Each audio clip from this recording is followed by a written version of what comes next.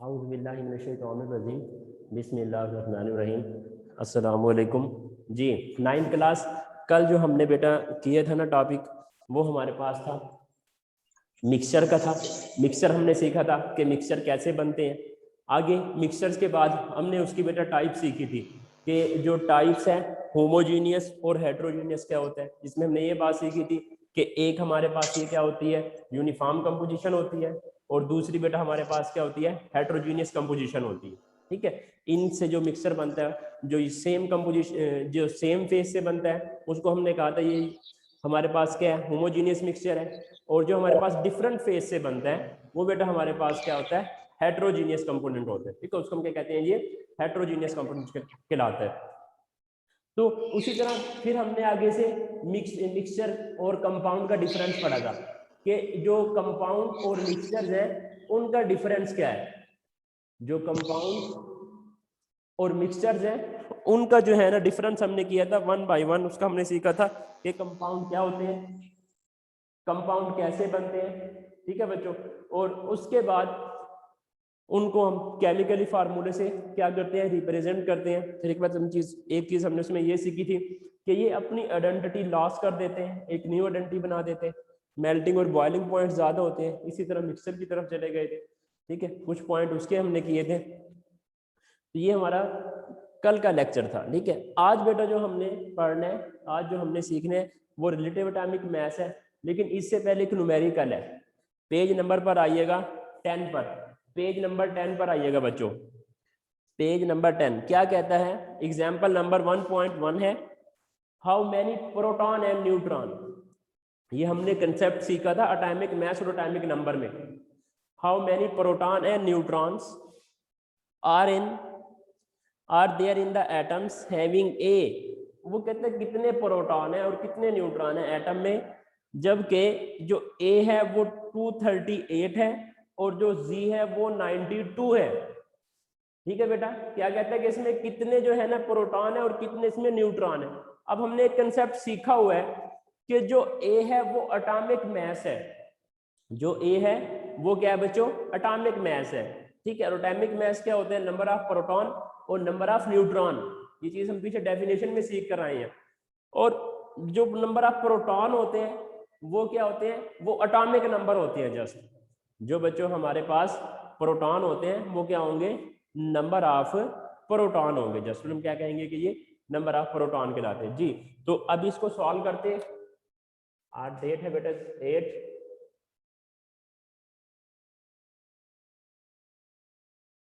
जी, क्या कहते हैं, जो हमारे पास एटॉमिक मास है, एग्जांपल नंबर 1.1 सॉल्व करने लगे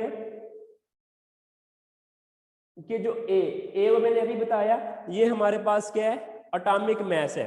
the number of proton and neutron present in the nucleus of an atom is called atomic number, it is known as A. इसको हमने इसे क्या करते हैं बेटा, रिप्रेजेंट करते हैं। तो ये कहते हैं कितना है, 238 है, 238 बेटा। ठीक हो गया। फिर कहते हैं जी, जी हमारे पास क्या है जी, 92, 92। अब मैयर क्या करना है, अब इसमें से हमने मैयर क्या करना है बच्चों जी, इसमें जो हमने मैयर करना है दो चीजें बताते हैं, नंबर ऑफ प्रोटॉन्स और number of neutrons. Number of protons ये बताएं आप, और नंबर ऑफ न्यूट्रॉन ये बताएंगे कि ये कितने हैं बच्चों। अच्छा, एक चीज तो हमारे सामने पड़ी है बिल्कुल ना, कि जो एटॉमिक नंबर होते हैं वो नंबर ऑफ प्रोटॉन होते हैं, तो उससे हम जी से क्या करते हैं, रिप्रेजेंट करते हैं उसको। तो ये हमारे पास कितने हैं, 92। एक क्वेश्चन का आंसर तो हमारे सामने पड़ा हुआ है, तो हम क्या लिखेंगे, जो नंबर ऑफ प्रोटॉन है वो कितने हैं बेटा, 92 है। ये तो सॉल्व कर लिया आपने, एक तो इन्हीं से उठाकर लिख दिया, वो क्या हो गया बच्चों, आपके पास सॉल्व हो गया, इजिली सॉल्व हो गया। अगर आपको पीछे आप लोगों ने डेफिनेशन याद की हुई है, ठीक है, जो याद करवाई है मैंने, और फार्मूले का पता है, फिर ये आसान है, फौरी हो जाएगा ये क्वेश्चन। किसने कहते नंबर ऑफ प्रोटॉन बताएं, तो आपने क्या बताया, यहाँ से ये बता दिए नंबर ऑफ प्रोटॉन कितने जी है, तो 92 हो गया बच्चों। अब फिर क्या कहता है वो, कहते नंबर ऑफ न्यूट्रॉन बताएं कितने हैं, अब हमने क्या करने, इसका फार्मूला लगाएंगे, नंबर ऑफ न्यूट्रॉन जी, ये नंबर ऑफ न्यूट्रॉन क्या करेंगे हम, एटॉमिक मास में से एटॉमिक नंबर निकालेंगे जो हमारे पास, क्योंकि जो हमारे पास एटॉमिक मास है वो सम है किसका, नंबर ऑफ प्रोटॉन का और नंबर ऑफ न्यूट्रॉन का। तो इसमें से हम क्या करेंगे, नंबर ऑफ, इसमें से हम एटॉमिक मास माइनस जी, यानी इसमें से हम एटॉमिक मास में से एटॉमिक नंबर को जो है ना सब्ट्रैक्ट करेंगे। जब सब्ट्रैक्ट करके जो हमारे पास नंबर आएगा उसे हम कहेंगे ये नंबर ऑफ न्यूट्रॉन कहलाता है बच्चों जी। तो ये हमारे पास क्या आ जाएगा, ए कितने हैं 238 माइनस ये कितने हैं 92। तो ये नंबर ऑफ न्यूट्रॉन बेटा हमारे पास कितने आ गए हैं 146। ये बेटा हमारे पास क्या है नंबर ऑफ न्यूट्रॉन्स। ये हमारे पास क्या आ गए बच्चों, नंबर ऑफ न्यूट्रॉन आ गए कि नंबर ऑफ न्यूट्रॉन्स और नंबर ऑफ प्रोटॉन के ये हमने जो है ना कैसे फाइंड आउट करते हैं। ये एग्जांपल नंबर हमने 1.1 से क्या करा है सीखा है कि आपको एटॉमिक मास गिवन है, एटॉमिक नंबर गिवन है, कहते हैं नंबर ऑफ प्रोटॉन मालूम करें और नंबर ऑफ न्यूट्रॉन मालूम करें। तो उससे फिर आपने बेटा क्या करना है, जो नंबर ऑफ प्रोटॉन है वो हमारे पास क्या होते हैं जी से रिप्रेजेंट करते हैं, वो वहीं पर आ गया। अब जो न्यूट्रॉन था वो हमने एटॉमिक मास से निकालने थे, क्यों, क्योंकि जो हमारे पास एटॉमिक मास होता है वो नंबर ऑफ प्रोटॉन और सम ऑफ नंबर ऑफ न्यूट्रॉन का होता है। ठीक है, ये था बेटा यहाँ तक। अब नेक्स्ट हम चलते हैं रिलेटिव एटॉमिक मास यूनिट्स। ये जो रिलेटिव एटॉमिक मास यूनिट और एटॉमिक मास यूनिट होता है, ये होता क्या है, ये बनाया क्यों गया स्केल, पहले तो इसकी वजह सीखे बेटा, समझे क्या कहते हैं रिलेटिव एटॉमिक मास।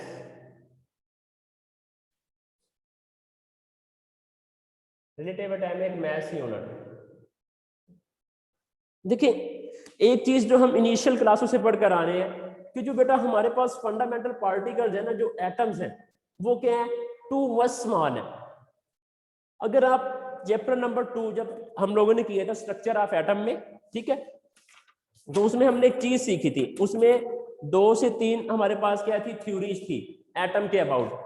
तो मैं जो डाल्टन की थ्योरी है ना दोबारा से मैं वो आप लोगों को रिकॉल करवाता हूँ कि डाल्टन ने क्या कहा था, उसके बाद फिर ये रिलेटिव एटॉमिक मैं समझाता हूँ।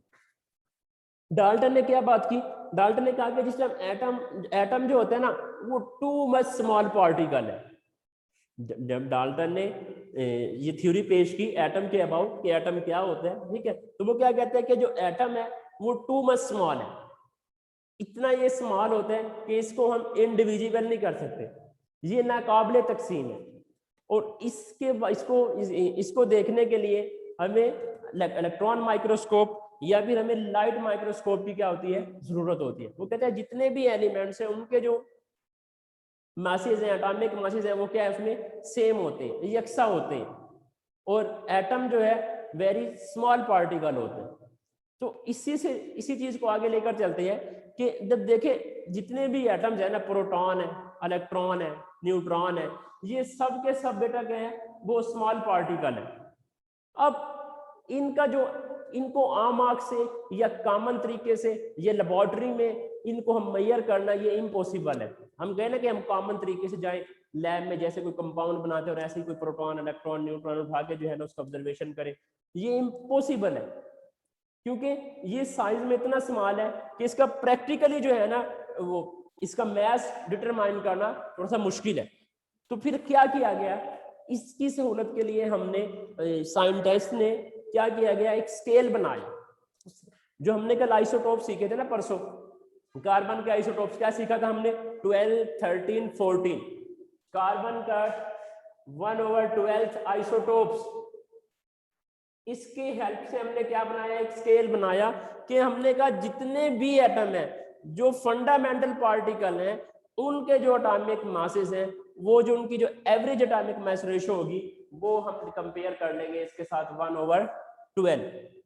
1/12 के साथ, ठीक है। उसको हम कहते हैं कि ये रिलेटिव एटॉमिक मास होता है। और एटॉमिक मास यूनिट क्या होगा, एटॉमिक मास यूनिट इसको हम एक्सप्रेस कर लेते हैं ग्राम में, और 1 इसे हम कहते हैं कि ये AMU कहलाता है।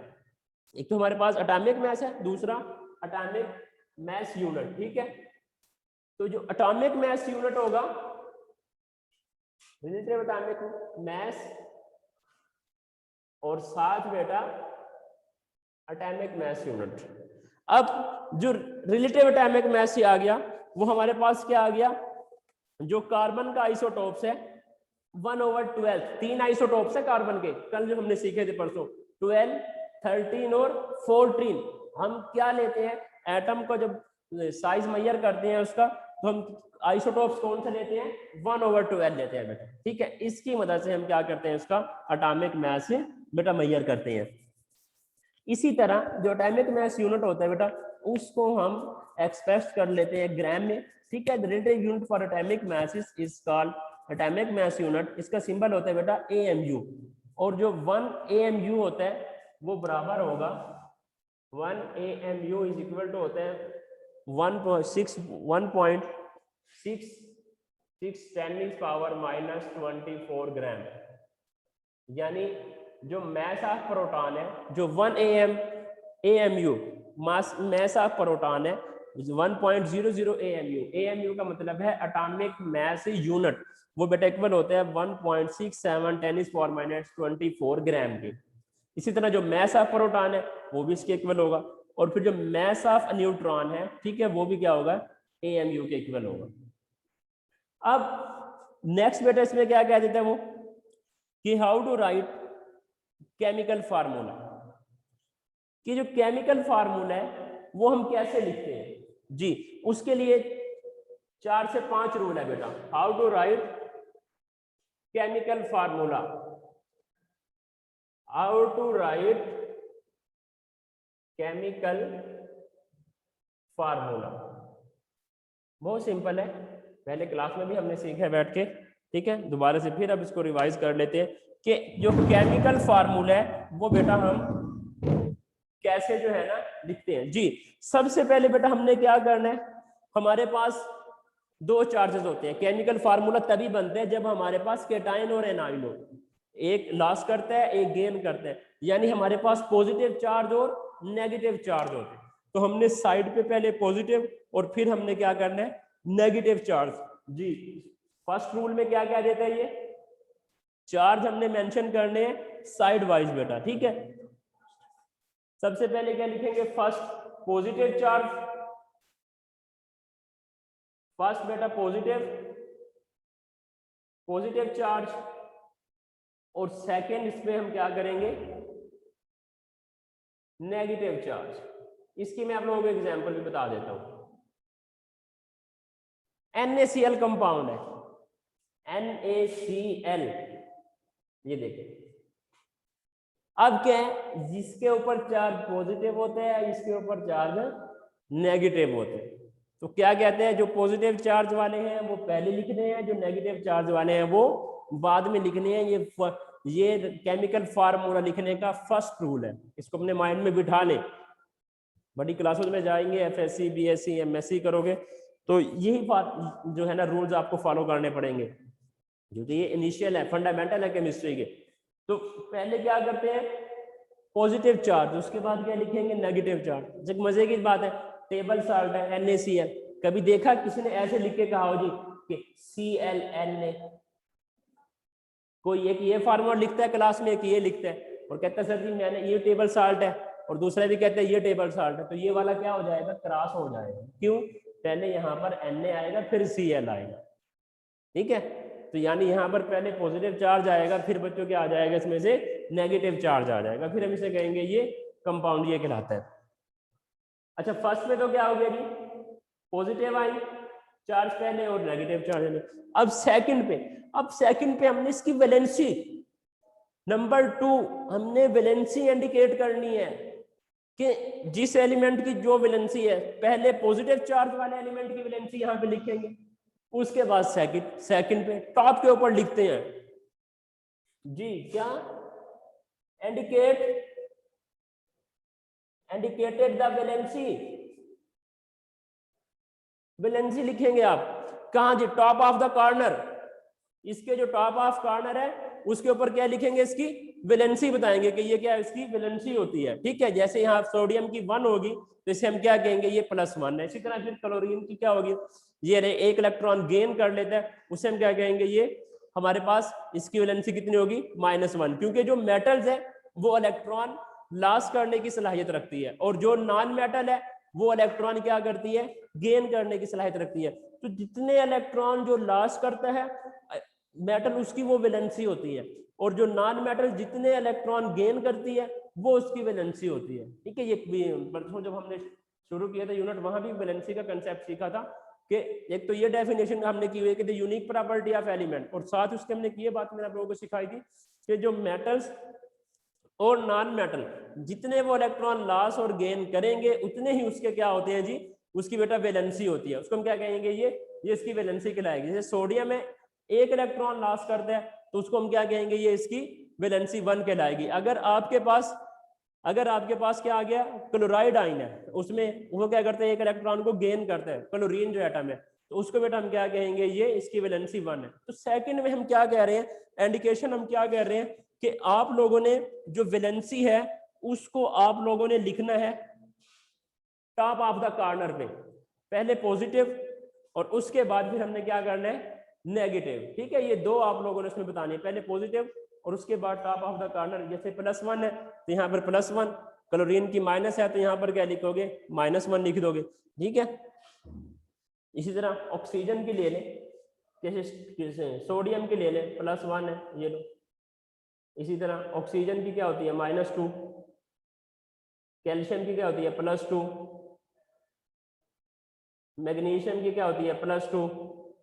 तो ये सारी की सारी क्या है, इसकी हमने क्या बतानी है, इस the top of the corner पे बता देनी है जिसकी वैलेंसी होगी, ठीक है। सेकंड रूल तो ये हो गया। अब थर्ड पे क्या कहते हैं कि आयन एक्सचेंज करने हैं। आयन एक्सचेंज का मतलब क्या है कि पॉजिटिव और नेगेटिव एलिमेंट्स को आपस में हमने क्या कर देना है, मिला देना है। यानी पॉजिटिव और नेगेटिव जो आपके पास आयन आएंगे वो आपस में क्या करेंगे, उसको मिला देंगे। थर्ड रूल पेज नंबर 12 पर आइएगा। The valency of ion is dot lower right corner and other cross exchange method, ठीक है। जैसे ये हमारे पास NaCl है, इसी को हम क्या करेंगे, जब क्रॉस एक्सचेंज करेंगे ये इस तरफ और ये बेटा इस तरफ, तो ये क्या हो जाएगा, न्यूट्रल हो जाएगा, क्रॉस होगा, तो जस्ट ये हमारे पास क्या बचेगा, NaCl आ जाएगा।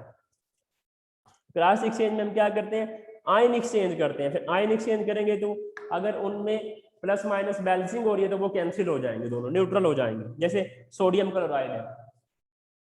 अब नेक्स्ट पॉइंट में बेटा क्या कहते हैं, अगर हमारे पास दोनों की वैलेंसी क्या आ रही है, सेम आ रही है, सपोज करेंगे एक की हमारे पास +2 आ रही है, एक की हमारे पास -2, तो ये दोनों की वैलेंसी क्या हो जाएगी, 0। तो इसे हम कहेंगे ये न्यूट्रल है, ये न्यूट्रल कंपाउंड है, इसके ऊपर हम वैलेंसी नहीं लिखेंगे।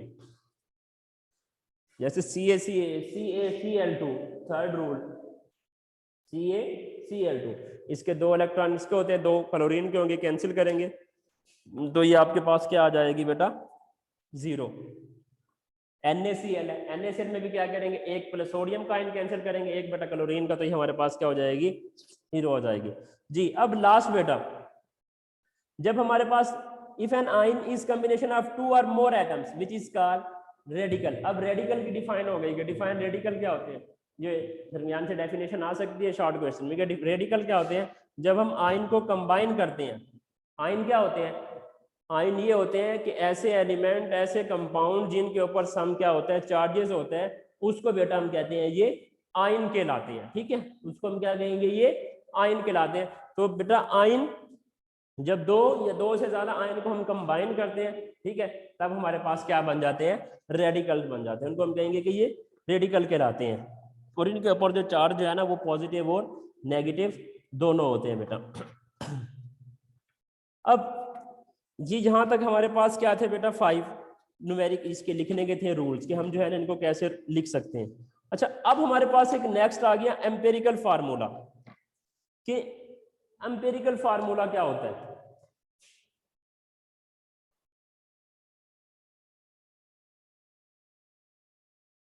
देखिए, एक हम पढ़ कर आए हैं मॉलिक्यूलर फार्मूला,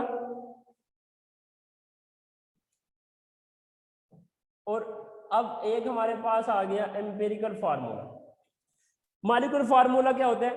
मॉलिक्यूलर फार्मूले में हम ये चीज सीखते हैं कि हमारे पास बच्चों के हैं एक्चुअल नंबर ऑफ एटम्स हैं उस मॉलिक्यूल में, उस कंपाउंड में जो हमारे पास नंबर, जो मैक्सिमम नंबर है, जो एक्चुअल नंबर उस मॉलिक्यूल्स के अंदर प्रेजेंट है, उस एटम्स के अंदर प्रेजेंट है, उस कंपाउंड के अंदर प्रेजेंट है, उसको हम कहते हैं कि बेटा ये कहलाते हैं मॉलिक्यूलर फार्मूला कहलाता है। अब जो एम्पिरिकल फार्मूला है वो कहते हैं सिंपलेस्ट फार्मूला होता है बेटा। जो होल नंबर रेशो होती है ना कंपाउंड्स की, उसको हम कहते हैं कि ये एम्पिरिकल फार्मूला कहलाता है। जो simplest ratio of the simplest ratio whole number of molecules, atoms, compound, उसको बेटा हम क्या कहेंगे, ये क्या कहलाता है, एम्पिरिकल फार्मूला कहलाता है। जैसे सिलिकॉन डाइऑक्साइड है SiO2, इसकी जो रेशो होगी वो 1:2 होती है। जो सिलिकॉन डाइऑक्साइड है बच्चों, इसकी जो रेशो होगी वो कितनी होगी, 1:2।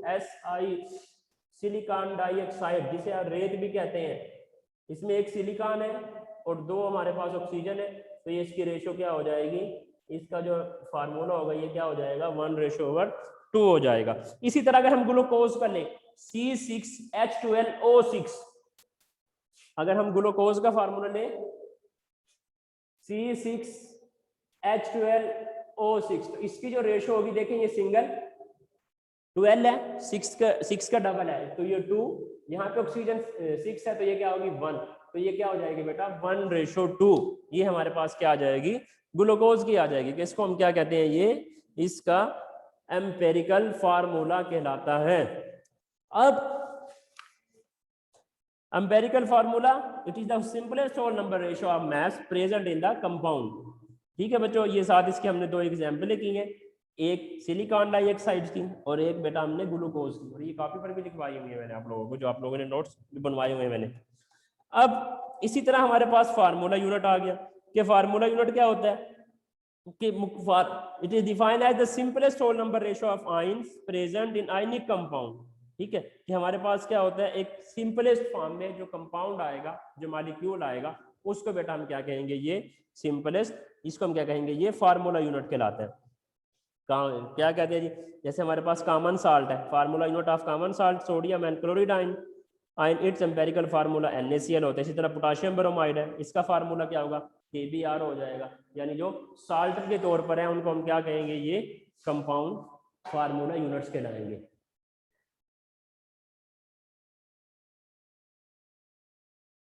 तो इसको हम बेटा क्या कहेंगे, ये फार्मूला इसका यूनिट्स कहलाते हैं जी। अब एक और हम करेंगे, चले अब जो है ना मॉलिक्यूलर फार्मूले में मैंने यही बात, बस यही मॉलिक्यूलर फार्मूले तक हम करेंगे आज।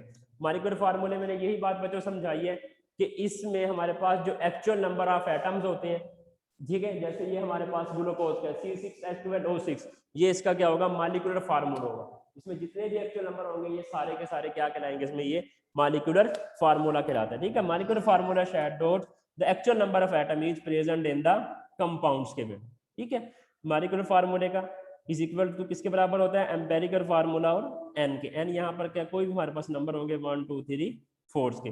अब इस टेबल पर आएगा 1.6 compound with empirical and molecular formula. इस पर आए देखें, हाइड्रोजन ऑक्साइड एम्पिरिकल फार्मूला भी दे रहा है और मॉलिक्यूलर फार्मूला भी बता रहा है H2O2 के। इसी तरह बच्चों फिर बेंजीन पर आए, CH, ये इसका एम्पिरिकल फार्मूला और साथ ही इसका C6H6, ये क्या आ गया इसका मॉलिक्यूलर फार्मूला। ग्लूकोज का दे रहा है CH2O, तो इसका मॉलिक्यूलर फार्मूला जो अभी हमने सीखा है C6H12 और O6 के। तो बेटा आज हमने इसको करना टॉपिक को यहीं तक। ठीक है, नेक्स्ट टॉपिक में मॉलिक्यूलर मास निकालना सिखाऊंगा, ये जो न्यूमेरिकल है ये बेटा निकालना सिखाऊंगा। अच्छा, अभी कल के लिए जो आप लोगों की डायरी है, क्वेश्चन नंबर 1 तो ये होगा, जो एग्जाम्पल नंबर 1 है ये आप लोगों ने सॉल्व करनी है। क्वेश्चन नंबर 1 क्या है, जो एग्जाम्पल नंबर 1 है ये आप लोगों ने क्या करनी है, सॉल्व करनी है। ठीक है, और क्वेश्चन नंबर 2 आप लोगों ने क्या है, ये डिफाइन और एग्जाम्पल याद करके लिखनी है, रिलेटिव एटॉमिक मास यूनिट्स और एटॉमिक मास। और question number 3, how to write chemical formula. ठीक है, एक ये क्वेश्चन। और question number 4 empirical formula, define empirical formula, give examples. और जी बस ये 4 क्वेश्चन दूंगा, मॉलिक्यूलर फार्मूला नहीं देता। तो कल के लिए ये 4 क्वेश्चन है। एग्जांपल नंबर 1 सॉल्व करनी है, उसके बाद question number 2 relative atomic mass and atomic mass units याद करना है, डिफाइन और इसके साथ एग्जांपल लिखनी है। इसी तरह लॉन्ग क्वेश्चन दे रहा हूँ एक, how to write chemical formula, याद करना है, साथ इसको लिखना है शीट पर। और एम्पेरिकल फार्मूला, और ये बेटा आपके पास क्या है, इसको लिखना है और इसकी एग्जांपल साथ फार्मूला यूनिट। ये 4 क्वेश्चन है जो आप लोगों ने इनको याद भी करना है और लिखना भी है। रफ रजिस्टर पर भी लिख सकते हैं, शीट पर भी लिख सकते हैं। ठीक है, तो ये आप लोगों का सारा वर्क जो है थर्सडे को जो है ना ये चेक होगा इंशाल्लाह। सच है, इसको हफ्ते वाले दिन जो है ना चेक करूंगा इंशाल्लाह। ठीक है, तो साथ साथ इसको लिखते रहें। ये होमवर्क जो है आप लोगों का हफ्ते वाले दिन हर बच्चे का क्या होगा, टेस्ट बेटा आप लोगों का ये चेक होगा। चले अभी जो जिसका क्वेश्चन है वो मुझे बताएगा। जी मोहम्मद हसन, जी बेटा बोले। अस्सलाम वालेकुम वालेकुम अस्सलाम। सर, कल छुट्टी? यार अभी टॉपिक से रिलेटेड बेटा कोई क्वेश्चन करो ना, कल छुट्टी है ये नहीं, ये सर मुइन आपको मैसेज कर देंगे बेटा। Okay sir. हाँ हाँ जी हम्माद खान बोले। हम्माद खान बोले बेटा। सर जी मोलिकुलर फॉर्मूला भी लिख रहा है। नहीं नहीं बेटा, मॉलिक्यूलर फार्मूला नहीं मैंने दिया। और क्या नाम है उसका, एटॉमिक नंबर और मास नंबर। जी जी बेटा ये लिखना है। ठीक है। ओके अच्छा जी, इसके बाद बेटा ताहा खान, जी बेटा ताहा बात बोले, क्या बात है।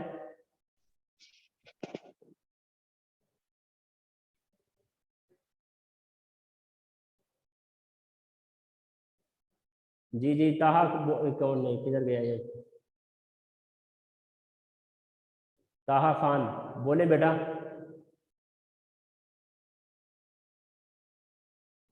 अब अच्छा जी जुहेब आसिम, जी बेटा जुहेब।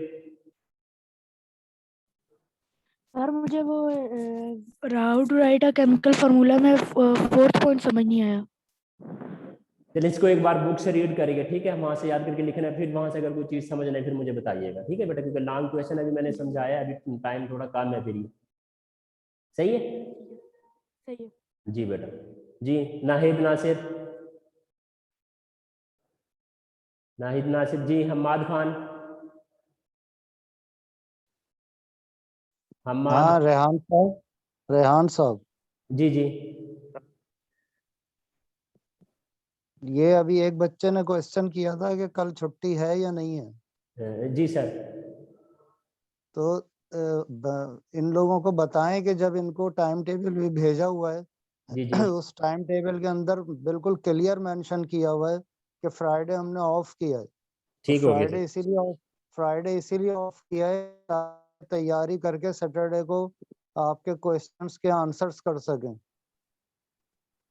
ओके तो सर। बेटा आप लोग जो है सब सुन लें, आप लोगों को हर चीज बिल्कुल क्लियर हमने भेजी हुई है। आपको लिंक भी भेजे में वो फिक्स है, टाइम भी फिक्स है, उसके बाद आपको सिलेबस भी भेज दिया गया है, उसके बाद आप लोगों को ये भी टाइम टेबल भी भेजा गया है और यूट्यूब चैनल का लिंक भी भेज दिया गया है। आप लोग अपनी क्लासेस रेगुलर रहें, अटेंडेंस मेंटेन करें। और अब कल फ्राइडे को छुट्टी देने का मतलब ये है कि पूरे वीक में आप लोगों ने जो भी पढ़ाई की है उसको अच्छी तरह से रिवीजन करें। सैटरडे को मैं भी आपकी जूम क्लास में शामिल होऊंगा और ये सारे क्वेश्चन आंसर्स मैं खुद आप लोगों से करूंगा जो रेहान साहब ने बताए आपको। पूरे वीक के क्वेश्चन आंसर्स होंगे और मैं उस क्लास में शामिल होऊंगा आपके साथ। तो इस चीज़ का आप लोग ख्याल करें। होपफुली कि आप लोग मेरी बात समझ गए होंगे और मेहनत करें, कोशिश करें कि आप लोगों को जो पढ़ाया जा रहा है तमाम सब्जेक्ट्स में उसको कोशिश करके अच्छी तरीके से पढ़ाई करें। Thank you very much. ठीक है रेहान साहब, आप कंटिन्यू करें। शुक्रिया सर, थैंक यू। जी जी बेटा देखें अभी सर मुइन साहब ने आप लोगों को क्लियर मैसेज दे दिया। ठीक है, तो इसको जो है ना आप लोगों ने अच्छे से करना है। जी अब जी बेटा इसके बाद ताहा खान, जी बेटा क्या बात है ताहा। सर ये काम हमने पहले किया हुआ है, अब हमें दोबारा करना पड़ेगा सारा। देखें बेटा, मैंने ये बोला है इनको रफ रजिस्टर पर या शीट पर कीजिएगा, ठीक है। आप लोगों ने बिल्कुल पहले करवाया, मुझे याद है, मुझे अच्छे से पता है, मैंने 3 यूनिट्स मुकम्मल करवाए हुए हैं। मैंने आप लोगों को फर्स्ट डे ये बात की थी कि जो मैं लेक्चर पढ़ाऊंगा वो आप लोगों ने लर्निंग कर कर लिखना है। उसको आप शीट पर भी लिख सकते हैं और जो आप लोगों के पास रफ रजिस्टर है उस पर भी लिखेंगे आप ये, ताकि देखिए बेटा, एक चीज मैं बार बार समझाता हूँ क्लास में कि देखिए, एक चीज होता है याद करना, वो सिर्फ होता है 10%, और एक चीज होता है याद कर कर लिखना, वो हो जाता है 100%। कि जो चीज इंसान अपने हाथ से गुजार लेता है वो फिर अच्छे से याद हो जाती है, ठीक है। तो ये जो जितना मैंने काम दिया है ये आप लोगों को लिखना है। 2 क्वेश्चन मैंने कल सेंड किए थे, 2 क्वेश्चन मैंने फर्स्ट लेक्चर में दिए थे, और 4 क्वेश्चन मैंने आज दिए हैं। और आज आप लोगों को डायरी भी मिल जाएगी, जैसे कल सर ने आप लोगों को डायरी भेजी थी। ठीक है सर। जी बेटा, ओके, थैंक यू। चले ठीक है बेटा, नेक्स्ट क्लास का टाइम हो रहा है, क्लास लें। ओके, अपना ख्याल रखें, अल्लाह हाफिज़, अस्सलाम वालेकुम।